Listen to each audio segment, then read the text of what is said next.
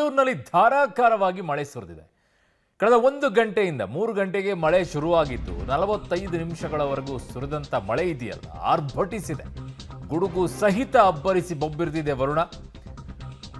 ಹೆಚ್ಚಿನ ರೀತಿಯಲ್ಲಿ ಹಲವು ಕಡೆಗಳಲ್ಲಿ ನೀರು ನಿಂತ್ಕೊಳ್ಳುವಂತ ಪರಿಸ್ಥಿತಿ ಬಂದಿದೆ. ಬಿಡಿಎ ಬಳಿ ಏರ್ಪೋರ್ಟ್ ರಸ್ತೆ ಸಂಪೂರ್ಣ ಜಲಾವೃತವಾಗಿದೆ. ಮೊಣಕಾಲುದ್ದ ರಸ್ತೆ ಮೇಲೆ ನೀರು ನಿಂತ್ಕೊಂಡಿದೆ. ಎಲ್ಲ ಕಾಂಕ್ರೀಟ್ ಮಾಡಿದ್ಮೇಲೆ ನೀರು ಹರಿದು ಹೋಗಿ ಕೆಲ ಜಾಗ ಇದೆ. ಸಿಲಿಕಾನ್ ಸಿಟಿ ಬೆಂಗಳೂರಿನಲ್ಲಿ ಗುಡುಗು ಸಹಿತ ಭಾರಿ ಮಳೆ ಆಗಿರೋ ಪರಿಣಾಮ ನೋಡಿ ಅಲ್ಲಿ. ಅಯ್ಯಪ್ಪ, ಈ ಪ್ರಮಾಣದಲ್ಲಿ ನೀರು ನಿಂತ್ಕೊಂಡಿದೆ. ಮೋರಿಗಳೆಲ್ಲ ಬ್ಲಾಕ್ ಆಗಿದೆ. ಅದರ ಪರಿಣಾಮ ನೀರು ಹೋಗಕ್ಕೆ ದಾರಿ ಇಲ್ಲ.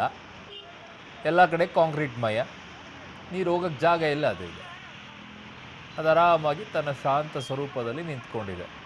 ಅದರಲ್ಲಿ ಜನ ಓಡಾಡೋಕ್ಕೆ ಈಗ ಪರದಾಡ್ತಾ ಇದ್ದಾರೆ. ಇದು ಬಿಡಿಎ ಬಳಿಯ ಏರ್ಪೋರ್ಟ್ ರಸ್ತೆ ಜಲಾವೃತವಾಗಿರೋದು. ಆ ಫ್ಲೈಓವರ್ ಬರುತ್ತೆ ಗೊತ್ತಾ ನಿಮಗೆ? ಫ್ಲೈಓವರ್ ಹತ್ರ ಆಗುವಂಥ ಜಾಗ, ರೈಲ್ವೆ ಬ್ರಿಡ್ಜ್ ಇದೆ ಅಲ್ಲಿ. ರೈಲ್ವೆ ಬ್ರಿಡ್ಜ್ನ ಕೆಳಭಾಗದಲ್ಲಿ ನಿಮಗೆ ಪೂರ್ತಿಯಾಗಿ ನೀರು ನಿಂತ್ಕೊಂಡಿದೆ. ಬಿಡಿಎ ಪಕ್ಕದಲ್ಲಿರುವಂಥ ಜಾಗ ಇದು.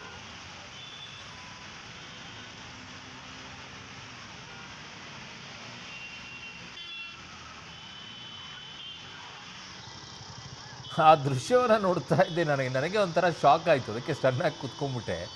ಆ ಬ್ಯಾರಿಕೇಡ್ ಆ ಕಡೆಗೆ ತಳ್ಕೊಂಡು ಹೋಗ್ತಾ ಇದ್ದೀರಿ. ಅದು ಬ್ಯಾರಿಕೇಡ್ ಒಳ್ಳೆ ಬೋಟ್ ಹೋಗೋ ರೀತಿಯಲ್ಲಿ ಬ್ಯಾರಿಕೇಡ್ ಆ ಕಡೆಗೆ ಮೂವ್ ಆಗ್ತಾ ಇದೆ ಸ್ಲೋ ಆಗಿ. ಅಯ್ಯಪ್ಪ, ಕಬ್ಬಣದದು. 2 ಜನ ಹಿಡ್ಕೊಂಡು ಎತ್ತಿಡಬೇಕು ಅದನ್ನು, ಯಾರಾದರೂ ಇಡೋದಾದರೆ.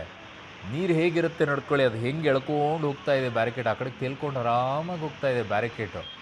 ಇದು ಪರಿಸ್ಥಿತಿ ಇವತ್ತು ಬೆಂಗಳೂರಿನಲ್ಲಿ. ಬರೀ 3/4 ಗಂಟೆ ಮಳೆ ಸುರಿದ ಪರಿಣಾಮ.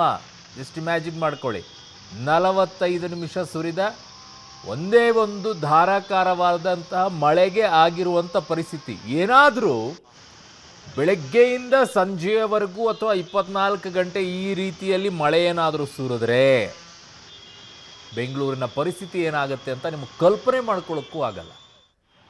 ಇದೇ ರೀತಿಯಾಗಿ ಮಳೆ ಇಡೀ ದಿನ ಸುರಿದ್ರೆ ಬರೀ 45 ನಿಮಿಷಗಳಲ್ಲಿ ಆಗಿರುವಂಥ ಅನಾಹುತ ಇದು. ಹೆಬ್ಬಾಳ, ಯಶವಂತಪುರ, ಬಿಡಿಎ ಆ ಕಡೆಗೆ ಏರ್ಪೋರ್ಟ್ ರೋಡ್ಗಳಲ್ಲಿ ಎಲ್ಲ ಭಾಗಗಳಲ್ಲೂ ಕೂಡ ಮೊಣಕಾಲುದ್ದ ನೀರು ನಿಲ್ಲೋ ರೀತಿಯಲ್ಲಿ ಮಳೆ ಸುರಿದಿದೆ. ಬಿಡುವೇ ಇಲ್ಲ, ಆ ರೀತಿಯಾಗಿ ಮಳೆ ಸುರಿದಿದೆ 45 ನಿಮಿಷ. ಅದರ ಪರಿಣಾಮವಾಗಿ ಬೆಂಗಳೂರು ತತ್ತರಿಸಿ ಹೋಗಿರೋದು. ಅಷ್ಟಕ್ಕೇ ಈ ಪರಿಸ್ಥಿತಿ ಇದೆ. ನಾನಾಗಲೇ ಹೇಳ್ತಾ ಇದ್ದೆ, ಇದೇನಾದರೂ ಒಂದು ದಿನ ಏನಾದರೂ ಸುರಿದು ಬಿಟ್ಟರೆ ಅಥವಾ ಅರ್ಧ ದಿನ ಏನಾದರೂ ಸುರಿದು ಬಿಟ್ಟರೆ ಬೆಂಗಳೂರು ಯಾವ ಪರಿಸ್ಥಿತಿಗೆ ಹೋಗಿ ನಿಂತ್ಕೊಳ್ಳುತ್ತೆ ಅಂತ ನೋಡ್ಕೊಳ್ಳಿ. ಯಾರ್ಯಾರ ಮನೆಗಳಿಗೆ ನೀರು ನುಗ್ಗುತ್ತೆ ಅಂತ ನೋಡ್ಕೊಳ್ಳಿ. ಇವೆಲ್ಲ ನೀರು ನಿಲ್ಲೋ ಜಾಗಗಳೇ ಅಲ್ಲ. ನಾನು ಸುಮಾರು 15 ವರ್ಷಗಳಿಂದ ಬೆಂಗಳೂರು ನೋಡ್ತಾ ಇದ್ದೀನಿ. ಬೆಂಗಳೂರಿಗೆ ಬಂದ ಮೇಲೆ ಇವೆಲ್ಲ ನೀರು ನಿಂತ್ಕೊಳ್ಳುವಂಥ ಜಾಗನೇ ಅಲ್ಲ. ಈಗ ನಿಲ್ಲೋ ಪರಿಸ್ಥಿತಿಗೆ ಬಂದಿದೆ ಅನ್ನೋದಾದರೆ ಎಲ್ಲೆಲ್ಲಿ ಯಾವ್ಯಾವುಗಳನ್ನು ಬ್ಲಾಕ್ ಮಾಡಿಟ್ಟಿದ್ರೆ ಅಂತ ಗಮನಿಸ್ಕೊಳ್ಳಿ. ಈ ಥರ ನೀರು ನಿಂತಿರೋದು ನೋಡಿರಲಿಲ್ಲ ಆ ಜಾಗದಲ್ಲಿ. ಬೆಂಗಳೂರಿನಲ್ಲಿ ಭಾರಿ ಮಳೆ ಆಗಿದೆ.